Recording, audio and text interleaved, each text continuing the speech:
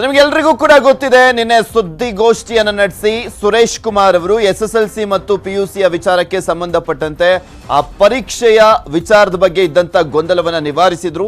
Specially PUC exam ಅನ್ನ ನಡೆಸದಲೇ ಇರೋದಕ್ಕೆ ತೀರ್ಮಾನ ಮಾಡಿದ್ರು. ಅದಾದ್ಮೇಲೆ ಯಾವ ರೀತಿಯಾಗಿ ನಾವು ರಿಸಲ್ಟ್ ಅನ್ನ ಅನೌನ್ಸ್ ಅನ್ನ ಮಾಡ್ತೀವಿ ಅನ್ನೋದ್ರ ಬಗ್ಗೆನೂ ಕೂಡ ಅವರು ಮಾತನಾಡ್ತಾ ಇದ್ರು. ಸ್ಪೆಷಲಿ ಫಸ್ಟ್ ಪಿಯುಸಿ ರಿಸಲ್ಟ್ ಅನ್ನ ಕನ್ಸಿಡರ್ ಮಾಡ್ತೀವಿ, ಜಿಲ್ಲಾವಾರು ನಡೆದಿರುವಂತ ಒಂದು ಪರೀಕ್ಷೆಗಳ ಆಧಾರದ ಮೇಲೆ ಗ್ರೇಡ್ ಅನ್ನ ತೀರ್ಮಾನ ಮಾಡ್ತೀವಿ ಅಂತ ಹೇಳಿದ್ರು. ಈಗ ಮತ್ತೊಂದು ಆಡ್ ಮಾಡಿರುವಂತದ್ದು ಪಿಯುಸಿ ಪರೀಕ್ಷೆ ಮತ್ತಷ್ಟು ಇನ್ನಷ್ಟು ವಿದ್ಯಾರ್ಥಿಗಳಿಗೆ ಸಹಾಯವಾಗಲಿಕ್ಕೆ ಎಸ್ಎಸ್ಎಲ್ಸಿ ಅಂಕವನ್ನು ಕೂಡ ಆಧರಿಸಿ ಪಿಯುಸಿ ಪಾಸ್ ಮಾಡಲಿಕ್ಕೆ ನಿರ್ಧಾರವನ್ನು ಮಾಡಲಾಗಿದೆ. ಫಸ್ಟ್ ಪಿಯು ಅಂಕಗಳು ಕೂಡ ಕೌಂಟ್ ಆಗ್ತವೆ. ಶಿಕ್ಷಣ ಸಚಿವ ಎಸ್ ಸುರೇಶ್ ಕುಮಾರ್ ಅವರು ಸ್ಪಷ್ಟನೆಯನ್ನ ಕೊಟ್ಟಿದ್ದಾರೆ. ಇದ್ರ ಬಗ್ಗೆ ಎಸ್ಎಸ್ಎಲ್ಸಿ ಮಂಡಳಿಯಿಂದ ಅಂಕಿ ಅಂಶಗಳನ್ನ ಪಡೆಯಬೇಕು, ಪ್ರಥಮ ಪಿಯು ಅಂಕಗಳೊಂದಿಗೆ ಹೊಂದಿಸಬೇಕು. ಜೂನ್ ಅಂತ್ಯಕ್ಕೆ ಗ್ರೇಡಿಂಗ್ ಫಲಿತಾಂಶವನ್ನ ಘೋಷಣೆ ಮಾಡಲಾಗುತ್ತೆ ಅಂತ ಸುರೇಶ್ ಕುಮಾರ್ ಅವರು ತಿಳಿಸಿದ್ದಾರೆ. ವೃತ್ತಿಪರ ಕೋರ್ಸ್ ದಾಖಲಾತಿಗೆ ಸಂಬಂಧಿಸಿದಂತಹ ಸಿಇಟಿ ಪರೀಕ್ಷೆಗೆ, ವೃತ್ತಿಪರ ಕೋರ್ಸ್ಗೆ ಸಂಬಂಧಪಟ್ಟಂತೆ ಸಿಇಟಿ ಪರೀಕ್ಷೆಗೆ ಈಗಿನ ಪ್ರಕ್ರಿಯೆಯನ್ನ ಕೈಬಿಟ್ಟು ಕೇವಲ ಸಿಇಟಿ ಪರೀಕ್ಷೆಗಳ ಅಂಕಗಳನ್ನ ಮಾತ್ರ ರ್ಯಾಂಕಿಂಗ್ಗೆ ಪರಿಗಣಿಸುವಂತೆ ಡಿಸಿಎಂ ಅಶ್ವಥ್ ನಾರಾಯಣ್ ಅವರಿಗೂ ಕೂಡ ಸಚಿವ ಸುರೇಶ್ ಕುಮಾರ್ ಅವರು ಮನವಿಯನ್ನ ಮಾಡಿಕೊಂಡಿದ್ದಾರೆ. ವೃತ್ತಿಪರ ಕೋರ್ಸ್ ದಾಖಲಾತಿಗೆ ಸಂಬಂಧಿಸಿದಂತೆ ಸಿಇಟಿ ಪರೀಕ್ಷೆಗೆ ಈಗಿನ ಪ್ರಕ್ರಿಯೆಯನ್ನ ಕೈಬಿಟ್ಟು, ಅಂದ್ರೆ ವೃತ್ತಿಪರ ಕೋರ್ಸ್ ಅಂದ್ರೆ ಈಗ ಇಂಜಿನಿಯರಿಂಗ್ ಆಗಿರ್ಬೋದು, ಈ ರೀತಿಯಾಗಿ ಬೇರೆ ಬೇರೆ ಈಗ ಏನು ಡೆಂಟಲ್ಲು ಇದಕ್ಕೆಲ್ಲದಕ್ಕೂ ಕೂಡ ಸೇರ್ಕೊಳ್ತಾರಲ್ಲ, ಆ ಸಂದರ್ಭದಲ್ಲಿ ಇಂಜಿನಿಯರಿಂಗ್ ಸೇರ್ಕೊಬೇಕಾದ್ರೆ ಸೆಕೆಂಡ್ ಪಿಯುಸಿಯ ಅಂಕಗಳನ್ನು ಕೂಡ ಪರಿಗಣಿಸಿ ಆ ರ್ಯಾಂಕಿಂಗ್ ಅನ್ನ ಅನೌನ್ಸ್ ಮಾಡಲಾಗ್ತಾ ಇತ್ತು. ಬಟ್ ಈಗ ಆ ರೀತಿಯಾಗಿಲ್ಲ. ಬರೀ ಸಿಇಟಿ ಎಕ್ಸಾಮ್ ನಲ್ಲಿ ಬಂದಿರುವಂತ ಅಂಕಗಳನ್ನ ಆಧರಿಸಿ ಮಾತ್ರ ರ್ಯಾಂಕಿಂಗ್ ಅನ್ನ ಕೊಡಿ ಅಂತ ಸುರೇಶ್ ಕುಮಾರ್ ಅವರು ಉನ್ನತ ಶಿಕ್ಷಣ ಸಚಿವ ಅಶ್ವಥ್ ನಾರಾಯಣ್ ಅವರಿಗೆ ಮನವಿಯನ್ನ ಮಾಡಿಕೊಂಡಿದ್ದಾರೆ, ಪತ್ರವನ್ನ ಬರೆದಿದ್ದಾರೆ.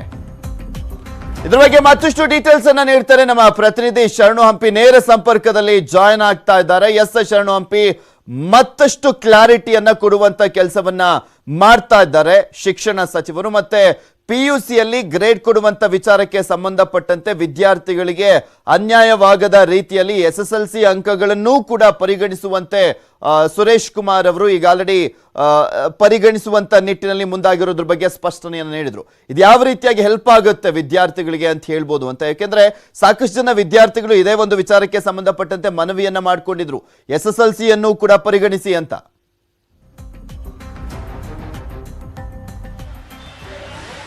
ಖಂಡಿತ ಪೃಥ್ವಿರಾಜ್, ಯಾಕಂದ್ರೆ ಪಿಯುಸಿ ಮೊದಲ ಪರೀಕ್ಷೆ ಏನಿದೆ ಅಂದ್ರೆ ಫಸ್ಟ್ ಪಿಯುಸಿ ಪರೀಕ್ಷೆ ಏನಿದೆ ತುಂಬಾ ಸೀರಿಯಸ್ ಆಗಿ ವಿದ್ಯಾರ್ಥಿಗಳು ತೆಗೆದುಕೊಂಡಿರೋದಿಲ್ಲ. ಬೋರ್ಡ್ ಎಕ್ಸಾಮ್ಗಳು ಅಂದ್ರೆ ಎಸ್ಎಸ್ಎಲ್ಸಿ ಮತ್ತು ಪಿಯುಸಿ ಎಕ್ಸಾಮ್ಗಳಿದ್ದಾವೆ, ಅವನ್ನ ವಿದ್ಯಾರ್ಥಿಗಳು ತುಂಬಾ ಸೀರಿಯಸ್ ಆಗಿ ತೆಗೆದುಕೊಂಡಿರ್ತಾರೆ. ಮತ್ತು ಫಲಿತಾಂಶ ಕೂಡ ಒಂದೊಂದು ಮಾರ್ಕ್ಸ್ ಕೂಡ ಬಹಳ ಇಂಪಾರ್ಟೆಂಟ್ ಅಂತ ಹೇಳಿ ಸಾಕಷ್ಟು ರೀತಿಯಾಗಿ ವಿದ್ಯಾಭ್ಯಾಸವನ್ನು ಕೂಡ ಮಾಡಿರ್ತಾರೆ, ಅದೇ ರೀತಿಯಾದಂತಹ ಅಂಕಗಳನ್ನು ತೆಗೆದುಕೊಳ್ತಾರೆ.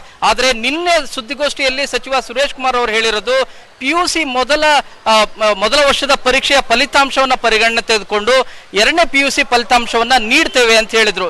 ಇದು ಸಾಕಷ್ಟು ಚರ್ಚೆಗೆ ಗ್ರಾಸವಾಗಿತ್ತು. ವಿದ್ಯಾರ್ಥಿಗಳು ಕೂಡ ಅಪಸ್ವರವನ್ನ ವ್ಯಕ್ತಪಡಿಸಿದ್ರು. ಈ ಹಿನ್ನೆಲೆಯಲ್ಲಿ ಇವತ್ತು ಶಿಕ್ಷಣ ಸಚಿವರು ಮತ್ತೊಂದು ನಿರ್ಧಾರಕ್ಕೆ ಬಂದಿದ್ದಾರೆ. ಪಿಯುಸಿ ಮೊದಲ ಪರೀಕ್ಷೆಯ ಜೊತೆಗೆ ಎಸ್ಎಸ್ಎಲ್ಸಿ ಪರೀಕ್ಷೆಯನ್ನು ಕೂಡ ನಾವು ಪರಿಗಣನೆಗೆ ತೆಗೆದುಕೋತೀವಿ. ಯಾವ ಕಾರಣಕ್ಕೆ ಅಂದ್ರೆ ಪಿಯುಸಿ ಎರಡನೇ ಫಲಿತಾಂಶವನ್ನ ನೀಡಲಿಕ್ಕೆ ಬೋರ್ಡ್ ಎಕ್ಸಾಮ್ ಕೂಡ ಬಹಳ ಇಂಪಾರ್ಟೆಂಟ್ ಆಗುತ್ತೆ ಅನ್ನುವಂತಹ ಸಲಹೆಗಳು ಬಂದ ಹಿನ್ನೆಲೆಯಲ್ಲಿ ಈಗ ಎಸ್ಎಸ್ಎಲ್ಸಿ ಮತ್ತು ಪಿಯುಸಿ ಮೊದಲ ವರ್ಷದ ಫಲಿತಾಂಶವನ್ನು ಕೂಡ ತೆಗೆದುಕೊಂಡು ಎರಡನೇ ವರ್ಷ ಫಲಿತಾಂಶ ನೀಡಲಿಕ್ಕೆ ಈಗಾಗಲೇ ಶಿಕ್ಷಣ ಇಲಾಖೆ ಮುಂದಾಗಿದೆ. ಈ ಬಗ್ಗೆ ಶಿಕ್ಷಣ ಸಚಿವ ಸುರೇಶ್ ಕುಮಾರ್ ಅವರು ಸ್ಪಷ್ಟನೆ ಕೊಟ್ಟಿದ್ದಾರೆ. ಮತ್ತೊಂದು ಶಿಕ್ಷಣ ಸಚಿವ ಸುರೇಶ್ ಕುಮಾರ್ ಅವರು ಈಗ ಉನ್ನತ ಶಿಕ್ಷಣ ಸಚಿವ ಡಿಸಿಎಂ ಅಶ್ವಥ್ ನಾರಾಯಣ್ ಅವರಿಗೆ ಪತ್ರವನ್ನ ಬರೆದು ಮನವಿ ಮಾಡಿಕೊಂಡಿದ್ದಾರೆ ಸಿಇಟಿ ವಿಚಾರವಾಗಿ. ಯಾಕಂದ್ರೆ ಪಿಯುಸಿ ಸೆಕೆಂಡ್ ಇಯರ್ ಪರೀಕ್ಷೆ ಇರೋದಿಲ್ಲ, ಫಲಿತಾಂಶವನ್ನ ನೀಡ್ತಾರೆ. ಆದ್ರೆ ಸಿಇಟಿ ಪರೀಕ್ಷೆಗಳನ್ನ ಹೇಗೆ ನಡೆಸಬೇಕು ಅನ್ನೋದ್ರ ಬಗ್ಗೆನೂ ಕೂಡ ಸಾಕಷ್ಟು ಚರ್ಚೆಗಳು ನಡೀತಾ ಇದ್ವು. ಈ ಹಿನ್ನೆಲೆಯಲ್ಲಿ ಶಿಕ್ಷಣ ಸಚಿವ ಸುರೇಶ್ ಕುಮಾರ್ ಅವರು ಡಿಸಿಎಂ ಅವರಿಗೆ ಪತ್ರ ಬರೆದು ಸಿಇಟಿ ಪರೀಕ್ಷೆಯಲ್ಲಿ ಪಿಯುಸಿಯ ಪರೀಕ್ಷೆಗಳನ್ನ ದಯಮಾಡಿ ಈ ವರ್ಷ ಯಾವುದೇ ರೀತಿಯಾಗಿ ಪರಿಗಣನೆಗೆ ತೆಗೆದುಕೊಳ್ಳಬೇಡಿ. ಶರಣು ಹಂಪಿ ಒಳ್ಳೆ ನಿರ್ಧಾರವನ್ನ ಮಾಡಿದ್ದಾರೆ ಸುರೇಶ್ ಕುಮಾರ್ ಅವರು. ನಿಜಕ್ಕೂ ಇದು ಮಕ್ಕಳಿಗಂತೂ ಹೆಲ್ಪ್ ಆಗೇ ಆಗುತ್ತೆ. ಥ್ಯಾಂಕ್ ಯು ಸೋ ಮಚ್ ನಿಮ್ಮೆಲ್ಲ ಡೀಟೇಲ್ಸ್ಗಾಗಿ.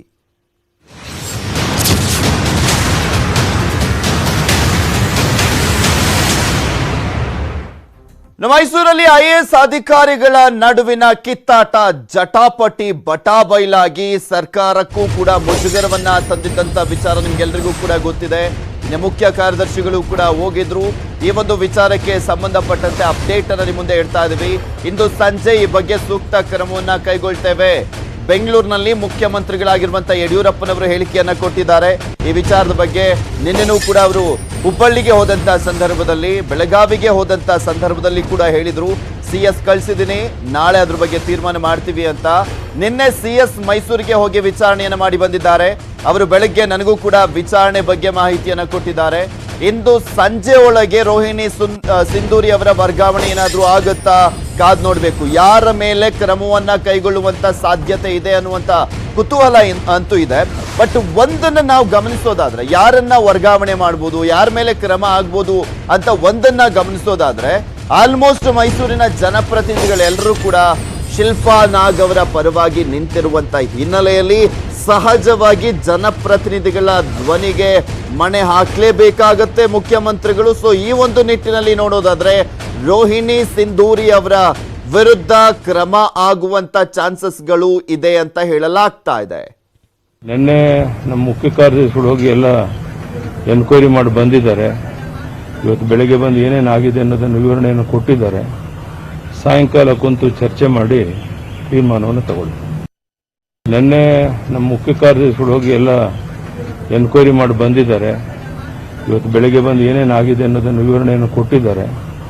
ಸಾಯಂಕಾಲ ಕುಂತು ಚರ್ಚೆ ಮಾಡಿ ತೀರ್ಮಾನವನ್ನು ತಗೊಳ್ಳಿ. ನಿನ್ನೆ ನಮ್ಮ ಮುಖ್ಯ ಕಾರ್ಯದರ್ಶಿಗಳು ಹೋಗಿ ಎಲ್ಲ ಎನ್ಕ್ವೈರಿ ಮಾಡಿ ಬಂದಿದ್ದಾರೆ. ಇವತ್ತು ಬೆಳಗ್ಗೆ ಬಂದು ಏನೇನಾಗಿದೆ ಅನ್ನೋದನ್ನು ವಿವರಣೆಯನ್ನು ಗಮನಿಸ್ತಾ ಇದ್ದೀರಲ್ಲ. ಇವತ್ತು ಕ್ರಮವನ್ನ ಕೈಗೊಳ್ಳುವಂತ ವಿಚಾರಕ್ಕೆ ಸಂಬಂಧಪಟ್ಟಂತೆ ಮುಖ್ಯಮಂತ್ರಿಗಳು ಹೇಳ್ತಾ ಇರುವಂತದ್ದು, ಏನಾದ್ರೂ ಮಾಡಿ ಒಟ್ನಲ್ಲಿ ಬೇಗ, ಅಂದ್ರೆ ಎಷ್ಟು ಸಾಧ್ಯ ಅಷ್ಟು ಬೇಗ ಈ ಒಂದು ಪ್ರಕರಣಕ್ಕೆ ಇತಿಶ್ರೀಯನ್ನ ಹಾಡಬೇಕಾಗಿದೆ.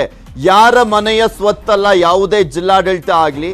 ಸೊ ಹೀಗಾಗಿ ಈ ರೀತಿಯಾದಂತ ಜಟಾಪಟಿಗಳು ಸಹಜವಾಗಿ ಸರ್ಕಾರಕ್ಕೆ ಮುಜುಗರ ತರೋದ್ರ ಜೊತೆಗೆ ಅಲ್ಲಿನ ಮೈಸೂರಿಗರು ಕೂಡ ತಮ್ಮ ಸಮಸ್ಯೆಗಳ ವಿಚಾರಕ್ಕೆ ಸಂಬಂಧಪಟ್ಟಂತೆ ಈ ರೀತಿಯಾಗಿ IAS ಅಧಿಕಾರಿಗಳೇ ಕಿತ್ತಾಟವನ್ನು ಮಾಡಿಕೊಂಡಂತ ಸಂದರ್ಭದಲ್ಲಿ ಎಲ್ಲಿ ನಮಗೆ ನ್ಯಾಯ ಸಿಗುತ್ತೆ ಅನ್ನುವಂತ ಪ್ರಶ್ನೆಯನ್ನ ಕೇಳ್ತಾ ಇದ್ದಾರೆ. ಸಹಜವಾಗಿ ಈಗ ಬೇಗ ಕ್ರಮವನ್ನ ಕೈಗೊಳ್ಳಲೇಬೇಕು ನಿಜಕ್ಕೂ ಕೂಡ. ಯಾಕೆಂದ್ರೆ ಇವರಿಬ್ಬರ ಕಿತ್ತಾಟ ಯಾವ್ಯಾವ ಲೆವೆಲ್ಗೆ ಹೋಗಿತ್ತು ಅಂತ ನಿಮಗೂ ಕೂಡ ಗೊತ್ತಿದೆ. ಒಂದ್ ಕಡೆ ಜನಪ್ರತಿನಿಧಿಗಳು ವರ್ಸಸ್ ಜಿಲ್ಲಾಧಿಕಾರಿಗಳ ನಡುವೆ ನಡೀತಾ ಇತ್ತು. ಅದಾದ್ಮೇಲೆ ಜಿಲ್ಲಾಧಿಕಾರಿ ವರ್ಸಸ್ ಅಲ್ಲಿನ ಮೈಸೂರು ಪಾಲಿಕೆ ಆಯುಕ್ತರ ನಡುವೆ ಶುರುವಾದಂತ ಒಂದು ಪ್ರಕರಣ ದೊಡ್ಡ ಮಟ್ಟದಲ್ಲಿ ಚರ್ಚೆಗೀಡಾಯಿತು. ವಿರೋಧ ಪಕ್ಷಗಳು ಕೂಡ ಸರ್ಕಾರವನ್ನ ತರಾಟೆಗೆ ತೆಗೆದುಕೊಂಡ್ರು. ಎಷ್ಟು ಮಟ್ಟಿಗೆ ನೀವು ಅಧಿಕಾರಿಗಳನ್ನ ನಿಯಂತ್ರಣದಲ್ಲಿ ಇಟ್ಕೊಂಡಿದ್ದೀರಾ ಅನ್ನುವಂಥದ್ದು ಸ್ಪಷ್ಟವಾಗಿ ಗೊತ್ತಾಗ್ತಾ ಇದೆ. ನಿಮ್ಮ ಈ ವರ್ತನೆ ನಿಜಕ್ಕೂ ಮುಜುಗರ ತರುವಂತದ್ದು ಅಂತೆಲ್ಲ ಕೂಡ ವಾಗ್ದಾಳಿಯನ್ನ ಮಾಡಿದ್ರು ಸರ್ಕಾರದ ವಿರುದ್ಧ. ಮೈಸೂರು IAS ಕಿತ್ತಾಟಕ್ಕೆ, IAS ಅಧಿಕಾರಿಗಳ ಕಿತ್ತಾಟಕ್ಕೆ ಸೋಮಶೇಖರ್ ಅವರು ಗರಂ ಆಗಿದ್ದಾರೆ. ಮೈಸೂರು ಜಿಲ್ಲಾ ಉಸ್ತುವಾರಿ ಸಚಿವ SP ಸೋಮಶೇಖರ್ ಒಬ್ಬರೇ ಕೊರೋನಾ ನಿಯಂತ್ರಿಸಿದ್ದಾರೆ ಅನ್ನುವಂತ ಭ್ರಮೆ ಬೇಡ ಅಂತ ಹೇಳಿದ್ದಾರೆ. ಇದು ಟೀಮ್ ವರ್ಕ್. 11 ಕ್ಷೇತ್ರದ ಶಾಸಕರು ಕೆಲಸವನ್ನು ಮಾಡ್ತಿದ್ದಾರೆ. ಅಧಿಕಾರಿಗಳು, ಪೊಲೀಸರು, ವೈದ್ಯರು ಕೆಲಸವನ್ನು ಮಾಡ್ತಿದ್ದಾರೆ. IAS ಅಧಿಕಾರಿಗಳ ಗಲಾಟೆಗೆ STS ಗರಂ ಆಗಿ ಏನಾಗಬೇಕಾಗಿದೆ, ಎಲ್ಲವನ್ನು ಸರಿ ಮಾಡುವಂತೆ CMಗೆ ಮನವಿಯನ್ನ ಮಾಡಿದ್ದೇವೆ. ಇದನ್ನ ಫಸ್ಟೇ ತಿಳಿಪಡಿಸುವಂತ ಕೆಲಸವನ್ನ ಅಲ್ಲಿನ ಜಿಲ್ಲಾ ಉಸ್ತುವಾರಿ ಸಚಿವ SP ಸೋಮಶೇಖರ್ ಮಾಡಬೇಕಾಗಿತ್ತು. ಚಾಮುಂಡೇಶ್ವರಿ ತಾಯಿ ಮೇಲೆ ತಾಕ್ಬಿಟ್ರು. ಚಾಮುಂಡೇಶ್ವರಿ ತಾಯಿ ನೋಡ್ತಾ ಇದೆ, ಎಲ್ಲದೂ ಕೂಡ ಬಗೆಹರಿದು ಬಿಡುತ್ತೆ ಅಂತ ಈ ಜಿಲ್ಲಾ ಉಸ್ತುವಾರಿ ಸಚಿವ SP ಸೋಮಶೇಖರ್ ಹೇಳ್ತಾ ಇದ್ರು. ಈಗ ಗರಂ ಆಗಿ ಏನಾಗಬೇಕಾಗಿದೆ, ಈಗ ಮುಖ್ಯಮಂತ್ರಿಗಳ ಅಂಗಳಕ್ಕೆ ಹೋದ್ಮೇಲೆ ಅಲ್ಲಿ ನಿಮಗೆ ಸರಿ ಮಾಡ್ಲಿಕ್ಕೆ ಆಗ್ಲಿಲ್ಲ ಅಂದ್ರೆ ನಿಮ್ಮ ಮಾತು ಅಲ್ಲಿನ IAS ಅಧಿಕಾರಿಗಳು ಕೇಳ್ತಿಲ್ಲ ಅಂತ ಅರ್ಥ ಆಯ್ತು ಅಷ್ಟೇ. ನಿಮ್ ಕೈಲಿ ನಿಭಾಯಿಸಕ್ಕಾಗಿಲ್ಲ ಅನ್ನುವಂಥದ್ದು ಸ್ಪಷ್ಟವಾಗಿ ಗೊತ್ತಾಗಿದೆ. ಯಾಕೆಂದ್ರೆ ಮುಖ್ಯ ಕಾರ್ಯದರ್ಶಿಗಳೇ ಬಂದು ಸ್ವತಃ ಅಖಾಡಕ್ಕೆ ಇಳಿದಿದ್ದಾರೆ ಅಂದ್ರೆ SP ಸೋಮಶೇಖರ್ ಅವರ ಫೇಲ್ಯೂರ್ ಕೂಡ ಕಾಣಿಸ್ತಾ ಇದೆ ಮೈಸೂರು ಜಿಲ್ಲಾ ಉಸ್ತುವಾರಿ ಸಚಿವರಾಗಿ. ಒಬ್ಬರೇ ಕೋವಿಡ್ ಕಂಟ್ರೋಲ್ ಮಾಡಿದ್ದೇನೆ ಅಂತಕ್ಕಂಥ ಭ್ರಮೆ ಯಾರಿಗೂ ಕೂಡ ಬೇಡ. 11 ಕ್ಷೇತ್ರದ ಶಾಸಕರು ಕೂಡ ಇದರಲ್ಲಿ ಭಾಗಿಯಾಗಿದ್ದಾರೆ. ಪ್ರಧಾನ ಮುಖ್ಯ ಕಾರ್ಯದರ್ಶಿಗಳೇ ಬಂದು ನೆನ್ನೆ ಎಲ್ಲ ಅಧಿಕಾರಿಗಳನ್ನು ಮಾಹಿತಿಯನ್ನು ಪಡೆದಿದ್ದಾರೆ. ಅವ್ರಿಗೆ ಆದಂಥ ಸೋರ್ಸ್ ಇದೆ, ಇಂಟೆಲಿಜೆನ್ಸ್ ಇದೆ, ಪೊಲೀಸ್ ಆಫೀಸರ್ಸ್ ಇದೆ. ಅದರಿಂದ ಅವ್ರಿಗೆಲ್ಲ ಸಂಪೂರ್ಣ ಮಾಹಿತಿ, ಪಿನ್ನು ಮಾಹಿತಿ ಮುಖ್ಯಮಂತ್ರಿಗಳಿಗೂ ಇದೆ, ಮುಖ್ಯ ಕಾರ್ಯದರ್ಶಿಗಳು ಇದೆ, ಅವ್ರೇನು ಸೂಕ್ತ ಡಿಸಿಷನ್ ತೆಗೆದುಕೋಬೇಕು ತೆಗೆದುಕೊಂಡು. ಒಬ್ಬರೇ ಕೋವಿಡ್ ಕಂಟ್ರೋಲ್ ಮಾಡಿದ್ದೇನೆ ಅಂತಕ್ಕಂಥ ಭ್ರಮೆ ಯಾರಿಗೂ ಕೂಡ ಬೇಡ. 11 ಕ್ಷೇತ್ರದ ಶಾಸಕರು ಕೂಡ ಇದರಲ್ಲಿ ಭಾಗಿಯಾಗಿದ್ದಾರೆ. ಮುಖ್ಯ ಕಾರ್ಯದರ್ಶಿಗಳೇ ಬಂದು ನೆನ್ನೆ ಎಲ್ಲ ಅಧಿಕಾರಿಗಳನ್ನು ಮಾಹಿತಿಯನ್ನು ಪಡೆದಿದ್ದಾರೆ. ಅವ್ರಿಗೆ ಆದಂಥ ಸೋರ್ಸ್ ಇದೆ, ಇಂಟೆಲಿಜೆನ್ಸ್ ಇದೆ, ಪೊಲೀಸ್ ಆಫೀಸರ್ಸ್ ಇದೆ. ಅದರಿಂದ ಅವ್ರಿಗೆಲ್ಲ ಸಂಪೂರ್ಣ ಮಾಹಿತಿ ಪಿನ್ನು ಮಾಹಿತಿ ಮುಖ್ಯಮಂತ್ರಿಗಳಿಗೂ ಇದೆ, ಮುಖ್ಯ ಕಾರ್ಯದರ್ಶಿಗಳು ಇದೆ. ಅವ್ರೇನು ಸೂಕ್ತ ಡಿಸಿಷನ್ ತೆಗೆದುಕೋಬೇಕು ತೆಗೆದುಕೊಂಡು. ಇದ್ರ ಬಗ್ಗೆ ಮತ್ತಷ್ಟು ಡೀಟೇಲ್ಸ್ ಅನ್ನ ನೀಡ್ತಾರೆ ನಮ್ಮ ಪ್ರತಿನಿಧಿ ಕೃಷ್ಣ, ನೇರ ಸಂಪರ್ಕದಲ್ಲಿ ಜಾಯ್ನ್ ಆಗ್ತಾ ಇದ್ದಾರೆ. ಎಸ್ ಕೃಷ್ಣ, ಯಾವ ರೀತಿಯಾದಂತಹ ಅಧಿಕಾರಿಗಳ ಮೇಲೆ ನಿಯಂತ್ರಣ ಇದೆ ಜಿಲ್ಲಾ ಉಸ್ತುವಾರಿ ಸಚಿವರಿಗೆ ಅನ್ನುವಂಥದ್ದು ಸ್ಪಷ್ಟವಾಗಿ ಗೊತ್ತಾಗೋಗ್ಬಿಡ್ತು ನಿನ್ನೆ. ಯಾಕೆಂದ್ರೆ ಮುಖ್ಯ ಕಾರ್ಯದರ್ಶಿಗಳು ಅಖಾಡಕ್ಕೆ ಇಳಿತಾರೆ, ಅದಾದ್ಮೇಲೆ ಮುಖ್ಯಮಂತ್ರಿಗಳು IAS ಅಧಿಕಾರಿಗಳ ಒಂದು ಕಿತ್ತಾಟದ ವಿಚಾರಕ್ಕೆ ಸಂಬಂಧಪಟ್ಟಂತೆ ಎಂಟ್ರಿ ಆಗ್ಬೇಕಾದಂತ ಪರಿಸ್ಥಿತಿ ಇದೆ ರಾಜ್ಯದಲ್ಲಿ. ಅಂದ್ರೆ ಏನ್ ಹೇಳ್ಬೇಕೋ ಗೊತ್ತಿಲ್ಲ. ಈಗ ಏನ್ ಕ್ರಮ ಕೈಗೊಳ್ತಾರೆ? ಸೊ ಅಲ್ಟಿಮೇಟ್ಲಿ ಅಲ್ಲಿನ ಜನರ ಸಮಸ್ಯೆಯನ್ನ ಅಟ್ಲೀಸ್ಟ್ ಅಧಿಕಾರಿಗಳು ಈ ರೀತಿಯಾಗಿ ಕಿತ್ತಾಡ್ಕೊಂಡು ಹಾಳು ಮಾಡ್ತಾ ಇದ್ದಾರೆ. ಏನ್ ಮಾಡ್ಬೋದು ಅನ್ಸುತ್ತೆ? ಯಾರ ಮೇಲೆ ಕ್ರಮವನ್ನ ಕೈಗೊಳ್ತಾರಂತೆ?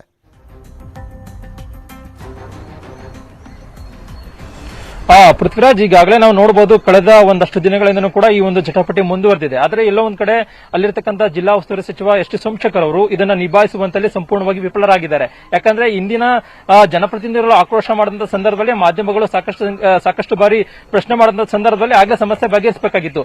ಆದ್ರೆ ಎಲ್ಲೋ ಒಂದ್ ಕಡೆ ಸೋಮಶೇಖರ್ ಅವರು ಕೂಡ ಆಗಲ್ಲ ಅನ್ನುವಂತ ಸಂದರ್ಭದಲ್ಲಿ ಈಗ ಮುಖ್ಯಮಂತ್ರಿ ಮತ್ತೆ ಯಡಿಯೂರಪ್ಪನವರಾಗಿರ್ಬೋದು ಮತ್ತೆ ಸರ್ಕಾರದ ಮುಖ್ಯ ಕಾರ್ಯದರ್ಶಿ ಆಗಿರತಕ್ಕಂಥ ವಿ ರವಿಕುಮಾರ್ ಅವರು ಕೂಡ ಈಗ ಅಖಾಡಕ್ಕೆ ಇಳಿದಿರುವಂತ ಕಾರಣಕ್ಕೋಸ್ಕರ ಇವತ್ತೇ ಈ ಒಂದು ಸಮಸ್ಯೆ ಬಗೆಹರುವಂತ ಎಲ್ಲಾ ಲಕ್ಷಣಗಳು ಕೂಡ ಇದೆ. ಯಾಕಂದ್ರೆ ಈಗಾಗಲೇ ಮುಖ್ಯಮಂತ್ರಿ ಬಿ ಎಸ್ ಯಡಿಯೂರಪ್ಪನವರು ಮಾತನಾಡಿದಂತಹ ಸಂದರ್ಭದಲ್ಲಿ ಅಲ್ಲಿನ ವಿಚಾರದ ಬಗ್ಗೆ ಇವತ್ತು ಮೊದಲ ಬಾರಿಗೆ ಪ್ರತಿಕ್ರಿಯೆಯನ್ನು ನೀಡಿರುವಂತದ್ದು. ಜೊತೆಗೆ ಏನಂತಂದ್ರೆ ಈಗಾಗಲೇ ಸರ್ಕಾರದ ಮುಖ್ಯ ಕಾರ್ಯದರ್ಶಿಗಳು ವರದಿಯನ್ನ ಕೊಟ್ಟಿದ್ದಾರೆ, ವಿಚಾರಣೆಯನ್ನ ಮಾಡಿ ಇವತ್ತು ಸಂಜೆ ಕುಳಿತುಕೊಂಡು ಅಂತಿಮವಾದಂತಹ ತೀರ್ಮಾನವನ್ನು ಮಾಡ್ತೀನಿ. ಒಂದು ಕೃಷ್ಣ, ಮುಖ್ಯಮಂತ್ರಿಗಳವರೆಗೂ ಹೋಗಿದೆ ಈ ಪ್ರಕರಣ.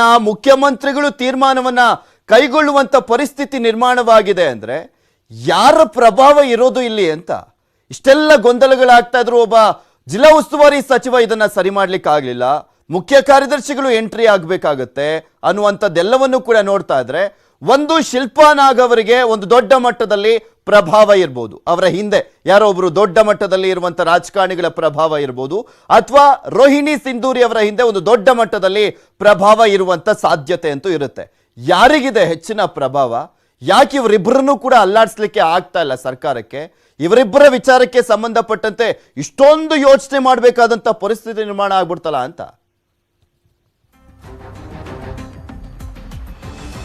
ಹೌದು ಪೃಥ್ವಿರಾಜ್, ಈಗಾಗಲೇ ಏನಂತಂದ್ರೆ ಕಳೆದ ಅಷ್ಟು ದಿನಗಳಿಂದ ಕೂಡ ಈ ಒಂದು ಚಟಪಟಿ ಮುಂದುವರೆದಿದೆ. ಇಷ್ಟಾದ್ರೂ ಕೂಡ ಜನಪ್ರತಿನಿಧಿ ಆಗಲಿ ಮುಖ್ಯಮಂತ್ರಿಗಳಾಗ್ಲಿ ತೀರ್ಮಾನ ಆಗಿರಲಿಲ್ಲ. ಆದ್ರೆ ಈಗ ಪ್ರಮುಖವಾಗಿ ಎಲ್ಲೋ ಒಂದ್ ಕಡೆ ರೋಹಿಣಿ ಸಿಂಧೂರಿ ಅವರಿಗೆ ಎಲ್ಲೋ ಒಂದ್ ಕಡೆ ಒಂದಷ್ಟು ಪ್ರಭಾವ ಜಾಸ್ತಿ ಆಗಿದೆ ಅನ್ನುವಂಥದ್ದು, ಅವ್ರ ಮೇಲೆ ಒಲವು ಇದೆ ಅನ್ನುವಂಥದ್ದು. ಎಲ್ಲೋ ಒಂದ್ ಕಡೆ ಹಿರಿಯ ಅಧಿಕಾರಿಗಳ ವರ್ಗ ಅವರ ಪರವಾಗಿದೆ. ಅದಕ್ಕೋಸ್ಕರವಾಗಿ ರೋಹಿಣಿ ಸಿಂಧೂರಿ ಅವರು ಯಾರಿಗೂ ಕೂಡ ಎದುರುದಿಲ್ಲ. ಅಂದ್ರೆ ಅಲ್ಲಿರ್ತಕ್ಕಂಥ ಜನಪ್ರತಿನಿಧಿಗಳಾಗಿರ್ಬೋದು, ಒಂದು ಹಿರಿಯ ಅಧಿಕಾರಿಗಳ ಪ್ರಭಾವ ಜಾಸ್ತಿ ಇದೆಯಾ ರೋಹಿಣಿ ಸಿಂಧೂರಿ ಅವರಿಗೆ, ಅಥವಾ ಈ ಹಿರಿಯ ರಾಜಕಾರಣಿಗಳು ಅಥವಾ ಬಿಜೆಪಿಯ ಕೆಲವು ದೊಡ್ಡ ರಾಜಕಾರಣಿಗಳ ಪ್ರಭಾವ ಇದೆಯಾ?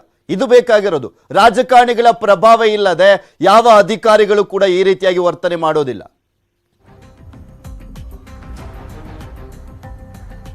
ಹೌದು ಪೃಥ್ವಿರಾಜ್, ಹಿಂದೆ ಮುಜರಾಯಿ ಇಲಾಖೆಯಲ್ಲಿ ಇದ್ದಂತ ಸಂದರ್ಭ ಕಮಿಷನರ್ ಆಗಿದ್ರು ರೋಹಿಣಿ ಸಿಂಧೂರಿ ಅವರು. ಅದಾದ ನಂತರವಾಗಿ ಅಲ್ಲೇನು ಕೂಡ ಅಲ್ಲಿರ್ತಕ್ಕಂಥ ಅಧಿಕಾರಿಗಳು ಏನು ಅಂದ್ರೆ ಅಷ್ಟರ ಮಟ್ಟಿಗೆ ಅವರು ಗಮನ ಹರಿಸ್ತಾ ಇಲ್ಲ ಇಲಾಖೆ ಬಗ್ಗೆ ಅಂತ ಹೇಳ್ತಾ ಇದ್ರು. ಅದಾದ ಬಳಿಕವಾಗಿ ಅವ್ರನ್ನ ಮೈಸೂರು ಜಿಲ್ಲಾಧಿಕಾರಿಗಳು ವರ್ಗಾವಣೆ ಮಾಡಿದಂತ ಸಂದರ್ಭದಲ್ಲಿ ಎಲ್ಲ ಒಂದ್ ಕಡೆ ಹಿರಿಯ ಪ್ರಭಾವಿ ರಾಜಕಾರಣಿಗಳ ಪರವಾಗಿ ಅವರ ಒಲವಿದೆ. ಅಂದ್ರೆ ಅವ್ರ ಕಡೆಯಿಂದ ಅವ್ರು ಬಂದಿದ್ದಾರೆ ಅಲ್ಲಿಗೆ ಮೈಸೂರಿಗೆ ಅನ್ನುವಂಥದ್ದು ಕೂಡ ಈಗ ಚರ್ಚೆ ಆಗ್ತಾ ಇತ್ತು. ಆದ್ರೆ ಈಗ ರೋಹಿಣಿ ಸಿಂಧೂರಿ ಅವರಿಗೆ ಎಲ್ಲ ಒಂದ್ ಕಡೆ ಹಿರಿಯ ಅಧಿಕಾರಿಗಳ ವರ್ಗ ಏನಿದೆ ಅದ ಒಂದು ಕೃಪಾ ಕಟಾಕ್ಷ ಇದೆ ಅವರಿಗೆ. ಅದಕ್ಕೋಸ್ಕರವಾಗಿ ತಾನೇನೇ ಮಾಡಿದ್ರು ಕೂಡ ನಾನು ಯಾರಿಗೂ ಕೂಡ ಎದುರುವಂತ ಅವಶ್ಯಕತೆ ಇಲ್ಲ ಅನ್ನೊಂದು ನಡೆಯಿಂದಾಗಿ ಅವರು ರೋಹಿಣಿ ಸಿಂಧೂರಿ ಅವರು ಹೋಗ್ತಾ ಇದ್ದಾರೆ. ಅದಕ್ಕೋಸ್ಕರವಾಗಿ ಈ ರೀತಿಯಾದಂತಹ ಗೊಂದಲಗಳು ಮೈಸೂರಲ್ಲಿ ನಿರ್ಮಾಣ ಆಗ್ತಿದೆ. ಈಗ ಅಲ್ಲಿರ್ತಕ್ಕಂಥ ಕಮಿಷನರ್ ಇದೆ, ಪಾಲಿಕೆ ಆಯುಕ್ತ ಕಮಿಷನರ್ ಇದ್ರೆ ಅವರು ಎಲ್ಲ ಒಂದ್ ಕಡೆ ಜನಪ್ರತಿನಿಧಿಗಳ ಪರವಾಗಿ ಕೆಲಸವನ್ನ ಮಾಡಿದ್ರು ಕೂಡ ರೋಹಿಣಿ ಸಿಂಧೂರಿ ಅವರು ಅವರ ವಿರುದ್ಧವಾಗಿ ಕೆಲಸವನ್ನ ಮಾಡ್ತಿದ್ದಾರೆ. ಅದಕ್ಕೋಸ್ಕರವಾಗಿ ಈಗ ಇವರು ಇಬ್ಬರ ನಡುವೆ ಜಟಾಪಟಿ ಏನು ಮುಂದುವರೆದಿದೆ, ಇದಕ್ಕೆ ಫುಲ್ ಸ್ಟಾಪ್ ಅಂದ್ರೆ ಶಾಶ್ವತವಾಗಿ ಫುಲ್ ಸ್ಟಾಪ್ ಹಾಕುವಂತ ನಿಟ್ಟಿನಲ್ಲಿ ಈಗ ಸರ್ಕಾರ ಕೂಡ ಗಂಭೀರವಾಗಿ ಗಮನ ಹರಿಸಿರುವಂತದ್ದು. ಹೀಗಾಗಿ ಮುಖ್ಯಮಂತ್ರಿ ಬಿ ಎಸ್ ಯಡಿಯೂರಪ್ಪನವರು ಕೂಡ ಏನು ವರದಿಯನ್ನ ಸಿಎಸ್ ಅವರು ಕೊಟ್ಟಿದ್ದಾರೆ ಅದ್ರ ಬಗ್ಗೆ ಸಂಕ್ಷಿಪ್ತವಾದಂತಹ ವಿವರವನ್ನು ಪಡೆದುಕೊಂಡು ಅಂತಿಮವಾದಂತಹ ನಿಲುವನ್ನ ಇವತ್ತೇ ನೋಡೋಣ ಕೃಷ್ಣ ಏನ್ ಕ್ರಮವನ್ನ ಕೈಗೊಳ್ತಾರೆ ಮುಖ್ಯಮಂತ್ರಿಗಳು ಅಂತ. ಒಟ್ನಲ್ಲಿ ಈ ಒಂದು ಪ್ರಕರಣಕ್ಕೆ ಇತಿಶ್ರೀ ಅಂತೂ ಆಡ್ಲೇಬೇಕು. ಅಲ್ಲಿನ ಜಿಲ್ಲಾಡಳಿತ ಸರಿಯಾಗಿ ಕೆಲಸ ಮಾಡುವಂತ ನಿಟ್ಟಿನಲ್ಲಿ ಸರ್ಕಾರ ಬೇಗ ಸ್ಪಂದಿಸಬೇಕು ಅಂದ್ರೆ ಒಂದು ಇಬ್ಬರಲ್ಲಿ ಒಬ್ಬರ ವರ್ಗಾವಣೆ ಆಗಬೇಕು, ಇಲ್ಲ ಇಬ್ಬರಲ್ಲಿ ಒಬ್ಬರ ಮೇಲೆ ಕ್ರಮವನ್ನಂತೂ ಕೈಗೊಳ್ಳಲೇಬೇಕಾದಂತ ಪರಿಸ್ಥಿತಿ ಇದೆ. ನೋಡೋಣ ಏನ್ ಕೈಗೊಳ್ತಾರೆ, ಯಾವ ರೀತಿಯಾದಂತಹ ಕ್ರಮವನ್ನ ಮುಖ್ಯಮಂತ್ರಿಗಳು ಇವತ್ತು ಕ್ರಮ ಕೈಗೊಳ್ತೀನಿ ಅಂತ ಹೇಳಿರುವಂತಹ ಹಿನ್ನೆಲೆಯಲ್ಲಿ ಇನ್ನೂ ಕೂಡ ಇನ್ನೇನು ಸ್ವಲ್ಪ ಹೊತ್ತಲ್ಲಿ ಅಂದ್ರೆ ಸಂಜೆ ಕೈಗೊಳ್ತೀನಿ ಅಂತ ಹೇಳಿರುವಂತಹ ಹಿನ್ನೆಲೆಯಲ್ಲಿ ಕ್ರಮವನ್ನ ಇನ್ನೊಂದು ಸ್ವಲ್ಪ ಅವರ್ಗಳಲ್ಲಿ ಗೊತ್ತಾಗುತ್ತೆ ಏನ್ ಡಿಸಿಷನ್ ಅಂತ. ಮತ್ತಷ್ಟು ಅಪ್ಡೇಟ್ಸ್ ಅನ್ನು ನಿಮ್ಮ ಮುಂದೆ ಇಡ್ತಾ ಹೋಗ್ತೀನಿ. ಆದ್ರೆ ಅದಕ್ಕೂ ಮುಂಚೆ ಒಂದು ಸ್ಮಾಲ್ ಬ್ರೇಕ್ ಹೋಗ್ಲಿಕ್ಕೂ ಮುನ್ನ ನಿಮ್ಮ ಗಮನಕ್ಕೆ, ದೇಶದ ಎಲ್ಲರಿಗೂ ಕೂಡ ಕೊರೋನಾ ವ್ಯಾಕ್ಸಿನ್ ಸಿಗಬೇಕೆಂಬುದು ನೆಟ್ವರ್ಕ್ 18ನ ಆಶಯ. ಫೆಡರಲ್ ಬ್ಯಾಂಕ್ ಅಪೋಲೋ ಸಹಯೋಗದೊಂದಿಗಿನ ನೆಟ್ವರ್ಕ್ 18ನ ಈ ಆಶಯಕ್ಕೆ ದೇಶವ್ಯಾಪಿ ಬಲ ಸಿಕ್ಕಿದೆ. ಎಲ್ರಿಗೂ ವ್ಯಾಕ್ಸಿನ್ ಅನ್ನುವಂತ ಜಾಗೃತಿ ಮೂಡಿದೆ.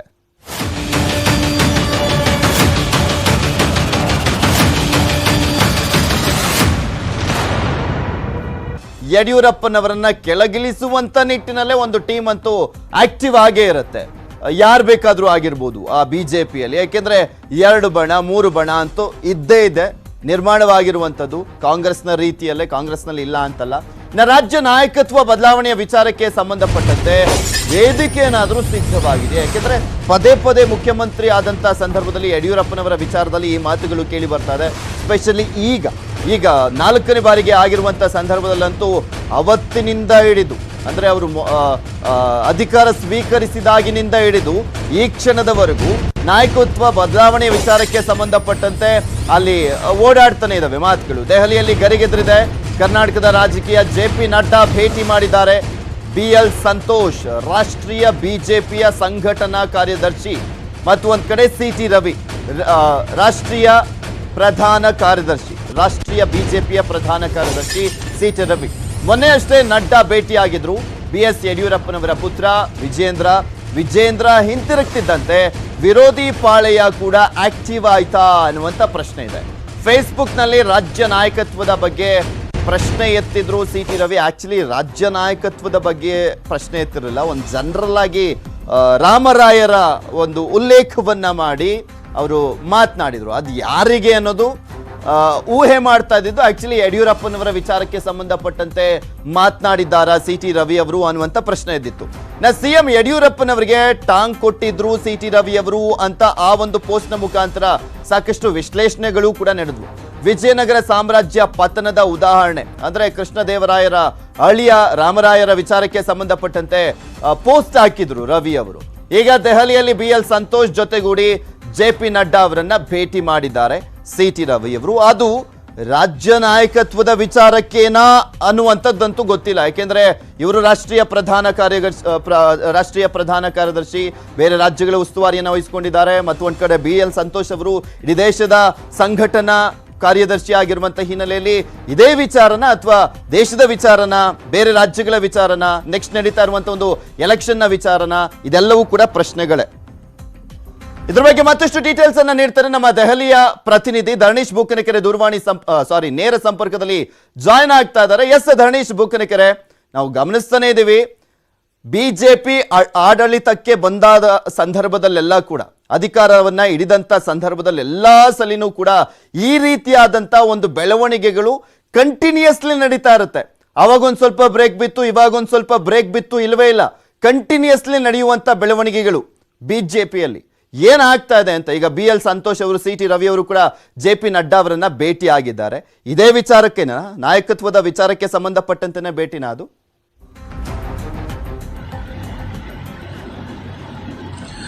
ಪೃಥ್ವಿರಾಜ್, ಆಕ್ಚುಲಿ ನೋಡಿ, ಕಳೆದ ಕೆಲವು ದಿನಗಳಿಂದ ಈಚೆಗೆ ಕರ್ನಾಟಕದಲ್ಲಿ 2 ಮುಖ್ಯ ವಿಷಯಗಳು ಚರ್ಚೆ ಆಗ್ತಿದೆ. ಒಂದು, ಮುಖ್ಯಮಂತ್ರಿ BS ಯಡಿಯೂರಪ್ಪ ಬದಲಾಗ್ತಾರೆ ಎನ್ನುವಂತಹದ್ದು, ಇನ್ನೊಂದು ಸಂಪುಟ ಪುನರ್ರಚನೆ ಆಗುತ್ತೆ ಅಂತ. ಸೊ ಹಾಗಾಗಿ ಈ 2 ವಿಷಯಗಳಿಗೆ ಪೂರಕವಾಗಿರುವಂತೆ ಇವತ್ತು ದೆಹಲಿನಲ್ಲಿ ಒಂದು ಬೆಳವಣಿಗೆ ಆಗಿದೆ. ಇತ್ತೀಚೆಗೆ ಫೇಸ್ಬುಕ್ ನಲ್ಲಿ ಪರೋಕ್ಷವಾಗಿ ಯಡಿಯೂರಪ್ಪ ಅವರಿಗೆ ಸಂದೇಶ ರವಾನಿಸಿದಂತಹ CT ರವಿ ಅವರು ಬಿಜೆಪಿಯ ರಾಷ್ಟ್ರೀಯ ಪ್ರಧಾನ ಕಾರ್ಯದರ್ಶಿಗಳು ಕೂಡ ಹೌದು. ಅವರು ಫೇಸ್ಬುಕ್ ನಲ್ಲಿ ವಿಜಯನಗರ ಸಾಮ್ರಾಜ್ಯ ಹೇಗ್ ಪತನ ಆಯಿತು, ಕೃಷ್ಣದೇವರಾಯ ನಂತರ ಅವರ ಅಳಿಯ ರಾಮರಾಯ ಮತ್ತು ಅವರು ಬಟ್ಟಂಗಿಗಳ ಸಹವಾಸದಿಂದ ರಾಜ್ಯ ಕಳೆದುಕೊಂಡಿದ್ದು, ಅದೆಲ್ಲವನ್ನ ಇತಿಹಾಸದಿಂದ ವರ್ತಮಾನ ಪಾಠ ಕಲಿಬೇಕು ಅನ್ನುವ ಕಂಟೆಸ್ಟ್ ಅಲ್ಲಿ ಅವರು ಒಂದು ಪೋಸ್ಟ್ ಅನ್ನ ಮಾಡಿದ್ರು. ಅದಷ್ಟು ಓಕೆ. ಅದಾದ ನಂತರ ಇವತ್ತಿನ ಬೆಳವಣಿಗೆ ಏನಾಗಿದೆ ಅಂತಂದ್ರೆ, ಅವರು ರಾಷ್ಟ್ರೀಯ ಸಂಘಟನಾ ಪ್ರಧಾನ ಕಾರ್ಯದರ್ಶಿ BL ಸಂತೋಷ್ ಜೊತೆ ಸೇರಿ ಬಿಜೆಪಿಯ ರಾಷ್ಟ್ರೀಯ ಅಧ್ಯಕ್ಷ JP ನಡ್ಡಾ ಅವರನ್ನ ಭೇಟಿಯಾಗಿದ್ದಾರೆ. ಒಂದು, ಈ ಬಿಜೆಪಿಯ ರಾಷ್ಟ್ರೀಯ ಅಧ್ಯಕ್ಷ JP ನಡ್ಡಾ ಇವತ್ತು ಎಲ್ಲ ರಾಜ್ಯಗಳ ಪದಾಧಿಕಾರಿಗಳನ್ನ, ಪ್ರಧಾನ ಕಾರ್ಯದರ್ಶಿಗಳನ್ನ ಸಭೆ ನಡೆಸ್ತಾ ಇದ್ದಾರೆ, ಅವ್ರ ಜೊತೆ ಸಮಾಲೋಚನೆ ನಡೆಸ್ತಿದ್ದಾರೆ. ಆದ್ರೆ ಇದು ನಡೆದಿರುವಂತದ್ದು ಪ್ರತ್ಯೇಕವಾಗಿ ನಡೆದಿರುವಂತಹ ಸಭೆ. BL ಸಂತೋಷ್, CT ರವಿ ಮತ್ತು JP ನಡ್ಡಾ ಈ 3 ಜನ ಚರ್ಚೆಯನ್ನ ಮಾಡಿದ್ದಾರೆ. ಸಹಜವಾಗಿ ಕರ್ನಾಟಕದ ವಿಷಯವನ್ನ ಇವರು ಚರ್ಚೆ ಮಾಡಿದ್ದಾರೆ ಅಂತ ಹೇಳಲಾಗ್ತಾ ಇದೆ. ಅದರಲ್ಲೂ ಕೂಡ ನಾನಾಗ್ಲೇ ಹೇಳಿದಂತೆ ಇತ್ತೀಚೆಗೆ ರಾಜ್ಯದಲ್ಲಿ ನಡೀತಿರುವಂತಹ ವಿಷಯ, CT ರವಿ ಅವರ ಫೇಸ್ಬುಕ್ ಪೋಸ್ಟ್, ಮತ್ತೆ ಮೊನ್ನೆ ಅಷ್ಟೇ ಬಿಜೆಪಿಯ ಹೈಕಮಾಂಡ್ ನಾಯಕರನ್ನ ಭೇಟಿಯಾಗಲಿಕ್ಕೆ ಬಂದಿದ್ದಂತಹ BY ವಿಜಯೇಂದ್ರ ಅವರು ಕೂಡ JP ನಡ್ಡಾ ಅವ್ರನ್ನ ಭೇಟಿಯಾಗಿ ಹೋಗಿದ್ರು. ಇವೆಲ್ಲವೂ ಕೂಡ ಒಂದಕ್ಕೊಂದು ತಾಳೆ ಆಗ್ತಾ ಇರುವಂತ ಕಾಣಿಸ್ತಾ ಇದೆ. ಅಂದ್ರೆ ಈ ಡಾಟ್ಸ್ ಗಳನ್ನೆಲ್ಲವನ್ನ ನಾವು ಲಿಂಕ್ ಮಾಡಿಬಿಟ್ರೆ ಒಂದು ಚಿತ್ರಣ ಕಾಣಿಸ್ತಾ ಇದೆ. ಏನಂತಂದ್ರೆ ಬಿಜೆಪಿನಲ್ಲಿ ಈ ರೀತಿಯಾದಂತಹ ಬೆಳವಣಿಗೆಗಳಂತೂ ನೋಡ್ತಾನೆ ಇದ್ದೀವಿ, ಸಹಜವಾಗಿ ಆಗ್ತಾನೆ ಇದೆ ಯಡಿಯೂರಪ್ಪನವರು ಅಧಿಕಾರಕ್ಕೆ ಇಳಿದಾಗಿನಿಂದ. ಬಟ್ ನಾವು ಈ ಒಂದು ಸರ್ಕಾರವನ್ನ ಟೋಟಲಿ ಒಂದು ಚಿತ್ರಣವನ್ನ ತಗೊಂಡಂತ ಸಂದರ್ಭದಲ್ಲಿ ಈಗ ಉಳಿದಿರುವಂತ ಸಚಿವರಿಗಿಂತ, ಕಿರಿಯ ಸಚಿವರಿಗಿಂತ, ಎಲ್ಲರಿಗಿಂತ ಆಕ್ಟಿವ್ ಆಗಿ ವರ್ಕ್ ಮಾಡ್ತಾ ಇರುವಂತ ಏಕೈಕ ವ್ಯಕ್ತಿ ಯಡಿಯೂರಪ್ಪನವ್ರು ಮಾತ್ರ. ಇಂತಹ ಸಂದರ್ಭದಲ್ಲಿ ಈಗ ಆಕ್ಟಿವ್ ಇಲ್ಲಪ್ಪ ಯಡಿಯೂರಪ್ಪನವರು, ವಯಸ್ಸಾಗಿರೋ ಕಾರಣಕ್ಕೆ ಅವ್ರನ್ನ ಇಳಿಸ್ಬೇಕು ಅನ್ನುವಂಥ ಒಂದು ರೀಸನ್ ಆದರೂ ಕೂಡ ವಯಸ್ಸಿದ್ದಂಥವ್ರು ಏನು ಕೆಲಸ ಮಾಡ್ತಿಲ್ವಲ್ಲ, ಈ ರೀತಿಯಾಗಿ ನಿಸ್ತೇಜರಾಗ್ಬಿಟ್ಟವ್ರೆ, ಸುಮ್ಮನೆ ಕೂತ್ಕೊಂಡಿದ್ದಾರೆ. ಬರೀ ಯಡಿಯೂರಪ್ಪನವರೇ ಮಾಡಬೇಕು ಎಲ್ಲದನ್ನು ಅಂದ್ರೆ, ಫಾರ್ ಎಕ್ಸಾಂಪಲ್ IAS ಅಧಿಕಾರಿಗಳ ಕಿತ್ತಾಟನೆ ಒಂದು ಎಕ್ಸಾಂಪಲ್ ತಗೊಂಡ್ಬಿಡೋಣ. ಎಲ್ಲದಕ್ಕೂ ಯಡಿಯೂರಪ್ಪನವರೇ ಎಂಟ್ರಿ ಆಗಬೇಕಾಗಿದೆ.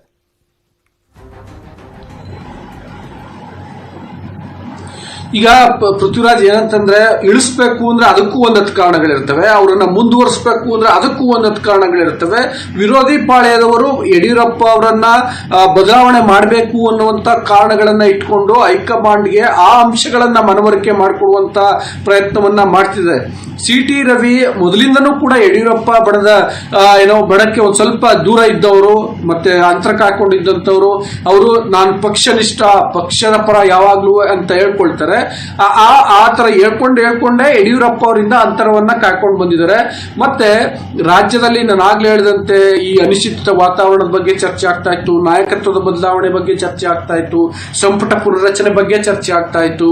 ವಿಜಯೇಂದ್ರ ದೆಹಲಿಗೆ ಭೇಟಿ ಬಂದ ಬಳಿಕ ಇನ್ನೊಂದಷ್ಟು ಪುಕಾರ್ಗಳು ಉಟ್ಕೊಂಡು, ಇಷ್ಟೆಲ್ಲದರ ನಡುವೆ ನಾನು ಪಕ್ಷನಿಷ್ಠ ಅಂತ ಹೇಳ್ಕೊಡುವಂತ CT ರವಿ ತಾನೀಗ ಫೇಸ್ಬುಕ್ ಪೋಸ್ಟ್ ಅನ್ನ ಬರೆದ್ರೆ ಅದರಿಂದ ಇನ್ನೊಂದಷ್ಟು ಗೊಂದಲಗಳು ಸೃಷ್ಟಿ ಆಗ್ತವೆ, ಅಥವಾ ಯಾರಿಗೋ ಕುಮಕ್ ಕೊಟ್ಟಂಗಾಗತ್ತೆ, ಮತ್ತಾರನೋ ಡಿಮಾರ್ಟಲೈಸ್ ಮಾಡ್ದಂಗಾಗತ್ತೆ ಅನ್ನುವಂತಹ ಒಂದು ಆ ಥರದ ಕಲ್ಪನೆ ಇಲ್ಲದೆ ಇರುವಂತಹ ರಾಜಕಾರಣಿ ಏನಲ್ಲ. ಆದ್ರೂ ಮಾಡಿದ್ದಾರೆ ಅಂದ್ರೆ ಅದರಲ್ಲಿ ಏನೋ ಒಂದು ಅಜೆಂಡಾ ಇರುತ್ತೆ. ಸೊ ಅದರ ಭಾಗವಾಗಿ ಇವತ್ತು ಅವರು JP ನಡ್ಡಾ ಅವರನ್ನ ಭೇಟಿ ಮಾಡಿರಬಹುದು ಅನ್ನುವಂತಹ ಲೆಕ್ಕಾಚಾರಗಳು ಕೇಳಿ ಬರ್ತಿದ್ದಾವೆ. ಮತ್ತೆ ಈಗ ನಾಯಕತ್ವ ಬದಲಾವಣೆ ವಿಷಯ ಇರಲಿ, ಅಥವಾ ಈ ಇಡೀ ಕರ್ನಾಟಕದ ಬಿಜೆಪಿಯ ಒಂದು ಮೆಸ್ ಆಗಿದೆಯಲ್ಲ, ಸೊ ಅದರ ವಿಷಯವಾಗಿ ಬಿಜೆಪಿಯ ಹೈಕಮಾಂಡ್ ಬೇರೆ ರೀತಿಯ ಚಿಂತನೆಯನ್ನು ನಡೆಸ್ತಿರ್ಬೋದು.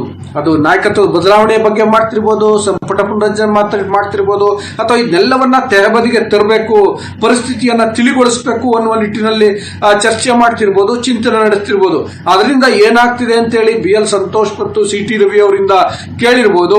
ಒಟ್ಟಲ್ಲಿ ಇವರಿಬ್ರು ಭೇಟಿ ಆಗಿರೋದು JP ನಡ್ಡಾ ಅವರನ್ನ, ಅದರಲ್ಲೂ ಕೂಡ BY ವಿಜಯೇಂದ್ರ ಭೇಟಿಯಾದ ಬಳಿಕ ಇವರು ಭೇಟಿ ಆಗಿರೋದು ಸಹಜವಾಗಿ ರಾಜ್ಯ ರಾಜಕಾರಣದಲ್ಲಿ ಕುತೂಹಲವನ್ನ ಹೆಚ್ಚಿಸಿದೆ. ಮತ್ತೆ ಎಲ್ಲಕ್ಕಿಂತ ಹೆಚ್ಚಾಗಿ ನಾನು ಆಗ್ಲೇ ಹೇಳ್ತಾ ಇದ್ದೆ, ಈ ಎಲ್ಲ ಡಾಟ್ ಗಳನ್ನ ಸೇರಿಸ್ಬಿಟ್ರೆ ಒಂದು ಚಿತ್ರಣ ಸಿಗುತ್ತೆ ಅಂತ. ಸೊ ಆ ಚಿತ್ರಣ ಏನು ಅಂತಂದ್ರೆ, ಯಡಿಯೂರಪ್ಪ ಅವರನ್ನ ಅವರ ಬದಲಾವಣೆ ಮಾಡುವ ವಿಷಯಕ್ಕೆ ಸಂಬಂಧಪಟ್ಟಂತೆ ಒಂದು ವೇದಿಕೆ ಸಿದ್ಧ ಆಗ್ತಿರ್ಬೋದು ಅಂತೇಳಿ ಅನ್ನಿಸ್ತಾ ಇದೆ. ನೋಡ್ಬೇಕು ಪೃಥ್ವಿರಾಜ್. ನೋಡೋಣ ಧರ್ಣೇಶ್ ಯಾವ ರೀತಿಯಾಗಿ ತೀರ್ಮಾನವನ್ನ ಮಾಡ್ತಾರೆ ಅಂತ. ಯಾಕೆಂದ್ರೆ ಯಡಿಯೂರಪ್ಪನವರು ರಾಜ್ಯ ಕಂಡಂತ ಒಬ್ಬ ಮಾಸ್ ಲೀಡರ್. ಅಷ್ಟು ಈಸಿಯಾಗಂತೂ ಯಡಿಯೂರಪ್ಪನವರನ್ನ ಚೇಂಜ್ ಮಾಡ್ಲಿಕ್ಕೆ ಸಾಧ್ಯ ಅಲ್ಲ. ಯಡಿಯೂರಪ್ಪನವರ ಒಪ್ಪಿಗೆ ಕೂಡ ಇರಲೇಬೇಕಾಗುತ್ತೆ. ಯಡಿಯೂರಪ್ಪನವರನ್ನ ಒಪ್ಪಿಸಿದ ನಂತರನೇ ವಾಟ್ ನೆಕ್ಸ್ಟ್ ಅನ್ನುವಂಥ ವಿಚಾರಕ್ಕೆ ಸಂಬಂಧಪಟ್ಟಂತೆ ಹೈಕಮಾಂಡ್ ಚಿಂತನೆಯನ್ನು ಮಾಡುತ್ತೆ.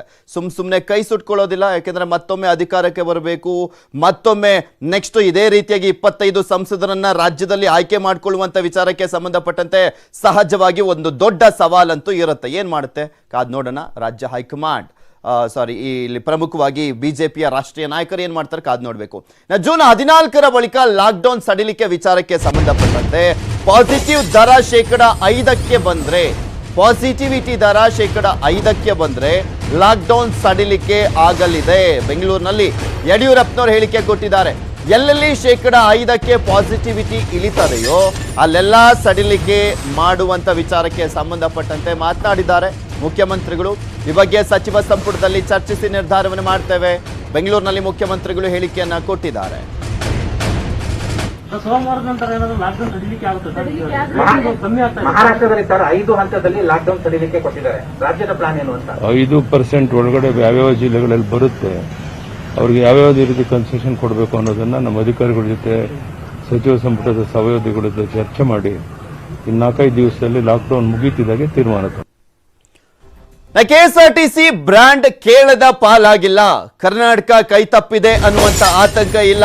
ಸಾರಿಗೆ ಸಚಿವ ಲಕ್ಷ್ಮಣ್ ಸವದಿ ಅವರು ಮಾಹಿತಿಯನ್ನ ಕೊಟ್ಟಿದ್ದಾರೆ. ರಾಜ್ಯದ ಉಪಮುಖ್ಯಮಂತ್ರಿ ಕಮ್ ಸಾರಿಗೆ ಸಚಿವ ಲಕ್ಷ್ಮಣ್ ಸವದಿ ಇದ್ರ ಬಗ್ಗೆ ಕ್ಲಾರಿಟಿಯನ್ನ ನೀಡಿದ್ದಾರೆ. ಕೆಎಸ್ಆರ್ಟಿಸಿ ಹೆಸರನ್ನ ಬಳಸಲಿಕ್ಕೆ ನಾವು ಸ್ವತಂತ್ರರು, ಈ ಬಗ್ಗೆ ಕೇರಳ ಸರ್ಕಾರದ ಅನುಮತಿ ಕೂಡ ಬೇಕಾಗಿಲ್ಲ. ಹೌದು, ಅವರ ಅನುಮತಿ ಅಂತೂ ಬೇಕಾಗಿಲ್ಲ. ಆದ್ರೆ ಟ್ರೇಡ್ ಮಾರ್ಕ್ ನ ವಿಚಾರಕ್ಕೆ ಸಂಬಂಧಪಟ್ಟಂತೆ ಕೇಂದ್ರದ ಟ್ರೇಡ್ ಮಾರ್ಕ್ ನಿರ್ಧಾರ ಮಾಡುವಂತವರು ಈ ರೀತಿಯಾಗಿ ಒಂದು ನೋಟಿಸ್ ಅನ್ನ ಕೊಟ್ಟಿದ್ದಾರೆ ಅನ್ನುವಂತ ಮಾಹಿತಿಗಳು ಹರಿದಾಡದಂತ ಹಿನ್ನೆಲೆಯಲ್ಲಿ ಈ ಒಂದು ಚರ್ಚೆ ಶುರುವಾಗ್ಬಿಟ್ಟಿತ್ತು. ಸೊ ಈಗ ಅದಕ್ಕೂ ಕೂಡ ಕ್ಲಾರಿಟಿಯನ್ನು ಕೊಟ್ಟಿದ್ದಾರೆ ಮಾನ್ಯ ಸಾರಿಗೆ ಸಚಿವ ಲಕ್ಷ್ಮಣ್ ಸವದಿ. ಸರ್ಕಾರದ ಅನುಮತಿ ಬೇಕಾಗಿಲ್ಲ ನಮಗೆ, ಅಗತ್ಯವಿದ್ರೆ ಅಂದ್ರೆ ಕೇರಳ ಸರ್ಕಾರದ ಅನುಮತಿ ಬೇಕಾಗಿಲ್ಲ ನಮಗೆ, ಅಗತ್ಯವಿದ್ರೆ ಕಾನೂನು ಹೋರಾಟವನ್ನ ಕೂಡ ಮಾಡ್ತೇವೆ ಅಂತ ಹೇಳಿದ್ದಾರೆ. ಇದು ಕೇರಳದ ಪಾಲಾಗಿದೆ ಎಂಬುದು ಸತ್ಯಕ್ಕೆ ದೂರವಾಗಿದೆ. ಸಾರಿಗೆ ಸಂಸ್ಥೆಗೆ ಯಾವುದೇ ಅಧಿಕೃತ ಮಾಹಿತಿ ಇಲ್ಲ. ಸಾರಿಗೆ ಸಚಿವ ಲಕ್ಷ್ಮಣ್ ಸವದಿ ಮಾಧ್ಯಮ ಪ್ರಕಟಣೆಯನ್ನ ಹೊರಡಿಸಿದ್ದಾರೆ. ಬೆಂಗಳೂರಿನಲ್ಲಿ ಗ್ಯಾಂಗ್ ರೇಪ್ ಬಳಿಕ ಅಲರ್ಟ್ ಆಗಿದ್ದಾರಂತೆ ಪೊಲೀಸರು. ನಗರದಲ್ಲಿರುವಂತಹ ಅಕ್ರಮ ವಲಸಿಗರ ಮಾಹಿತಿಯನ್ನ ಸಂಗ್ರಹ ಮಾಡಲಾಗ್ತಾ ಇದೆಯಂತೆ. ಅಕ್ರಮವಾಗಿ ನುಸುಳಿ ಬಂದಂತ ವಲಸಿಗರ ಮಾಹಿತಿಯನ್ನ ಕಲೆಕ್ಟ್ ಮಾಡ್ತಾ ಇದ್ದಾರಂತೆ. ಈ ರೀತಿಯಾಗಿ ಒಂದು ಪ್ರಕರಣ ಆಗ್ಬಿಟ್ರೆ ಅವಾಗ ಎಲ್ಲ ಹಿಂಗೆ ಸ್ವಲ್ಪ ಆಕ್ಟಿವ್ ಆಗ್ಬಿಡ್ತಾರೆ. ಬಾಂಗ್ಲಾ ನಿವಾಸಿಗಳು ಯಾರು, ಬೇರೆ ಬೇರೆ ದೇಶಗಳಿಂದ ಅಕ್ರಮವಾಗಿ ನೆಲೆಸಿರುವಂತವ್ರು ಯಾರು, ಅವರೆಲ್ಲರನ್ನೂ ಕೂಡ ಪತ್ತೆ ಹಚ್ತೀವಿ ಅಂತ ಹೇಳ್ತಾರೆ. ಬಟ್ ಆ ರೀತಿಯಾದಂತ ತ್ವರಿತಗತಿಯಲ್ಲಿ ಆಗಿರುವಂತದ್ದನ್ನ ನಾವು ಗಮನಿಸಿಲ್ಲ. ಯಾಕೆಂದ್ರೆ ಡ್ರಗ್ಸ್ ಪ್ರಕರಣ ಆದಂತ ಸಂದರ್ಭದಲ್ಲಿ ಹೇಳ್ತಾ ಇದ್ರು, ಯಾರ್ಯಾರು ವಿದೇಶಿ ಪ್ರಜೆಗಳು ಇಲ್ಲಿ ಅಕ್ರಮವಾಗಿ ವಾಸಿಸ್ತಾ ಇದ್ದಾರೆ ಅವರನ್ನ ಪತ್ತೆ ಹಚ್ತೀವಿ, ಅವರ ರೆಕಾರ್ಡ್ಸ್ ಅನ್ನ ತೆಗಿತೀವಿ ಅಂತೆಲ್ಲ ಹೇಳಿದ್ರು ಗೃಹ ಸಚಿವರ ಆದಿಯಾಗಿ DGP ಎಲ್ಲ. ಬಟ್ ಅದು ಯಾವ ಡೆವಲಪ್ಮೆಂಟ್ಸ್ಗಳು ಆಗ್ಲೇ ಇಲ್ಲ ಅಂತ ಕಾಣಿಸುತ್ತೆ. ಈಗ ಈ ಒಂದು ಪ್ರಕರಣವನ್ನ ಬೆಳಕಿಗೆ ಬಂದಿರುವಂತಹ ಸಂದರ್ಭದಲ್ಲಿ ಈ ರೀತಿಯಾಗಿ ಹೇಳ್ತಾ ಇದ್ದಾರೆ.